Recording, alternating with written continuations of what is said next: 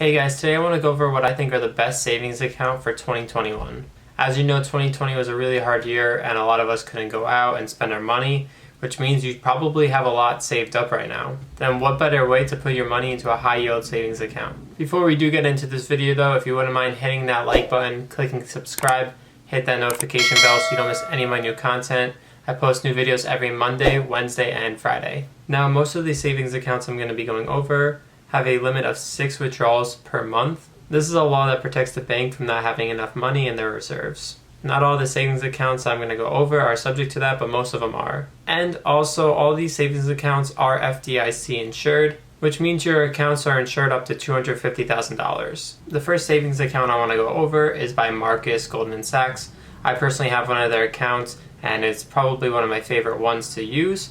Unfortunately though, because of the pandemic, most of these banks have lost a lot of their APYs. Starting off with Marcus, there is a $0 minimum in order to open an account. Most banks do offer this, but there are some on this list that won't, and we'll get into that later. And Marcus's annual percent yield is 0.50%. It was definitely higher at the beginning of the year in 2020. But of course, you know, the pandemic hit, and so their rates dropped just like most banks did in 2020. I still think it's a really good yield compared to other banks like Chase and Wells Fargo. And one of the really cool things about Marcus is there is no monthly service fee or anything of that. There's one thing about the minimum to opening an account. If you do not fund your account within 60 days of opening it, they may close the account.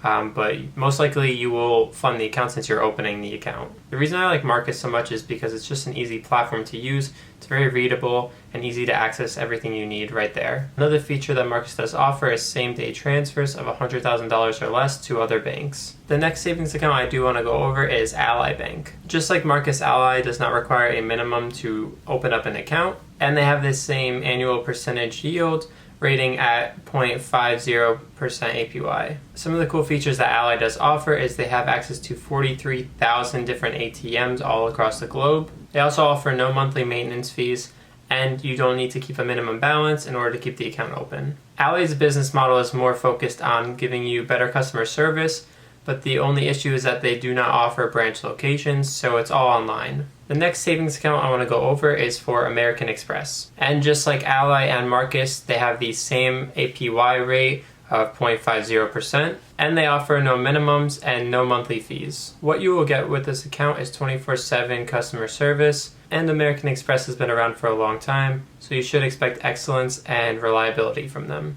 With American Express, you can actually withdraw 9 times from the savings account compared to 6 from some of these other accounts. This is because the law I mentioned before was revised, and American Express decided to change with that law, where some of these other companies didn't. The next savings account I want to go over is for Alliant Bank. Out of all the different savings accounts I chose for this video, and this savings account has the highest annual percentage yield, sitting at 0.55%. Now that little bit of extra yield is nice, but it's not really that competitive, as most of these other savings accounts are pretty close to it. Now there is a minimum deposit in order to open up an account, and that is only for $5, which is relatively cheap. You're probably going to be putting money in the account anyway, so it doesn't really matter. And you're going to have to at least keep $5 in the account to keep it open. But in order to start earning interest on your account, you must have $100 or more daily in that account in order to start earning that interest. This isn't really a big issue, as you're going to have your money in the account anyway, and you're going to be gaining the extra percentage yield every month on top of that. And interesting with this savings account is that if you don't choose to do e-statements, they will charge you $1 per statement that they send to you. But it's a pretty simple fix. Obviously, just get the e-statements and you'll save yourself that $1 each month, and you'll be saving the environment. And another feature they do offer is having a bunch of different ATMs all over the nation accessible for you to use. The last savings account I want to go over is for Barclays. Now out of all of the different savings accounts I chose for this video, this bank has the lowest annual percentage yield, sitting at 0.45%.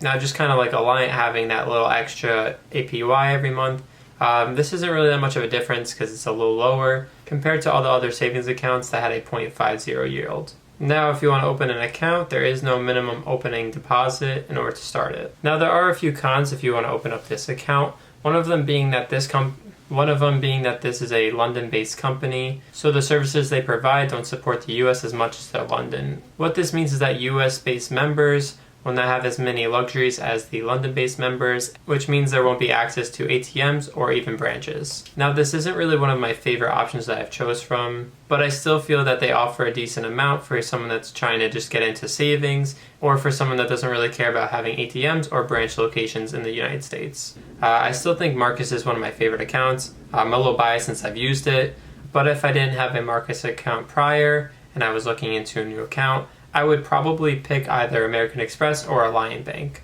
I think both of them have a lot to offer, so I think they're both good choices. Thanks for watching, guys. Let me know down in the comments below what your favorite savings account is, or let me know which one you thought was the best in the video.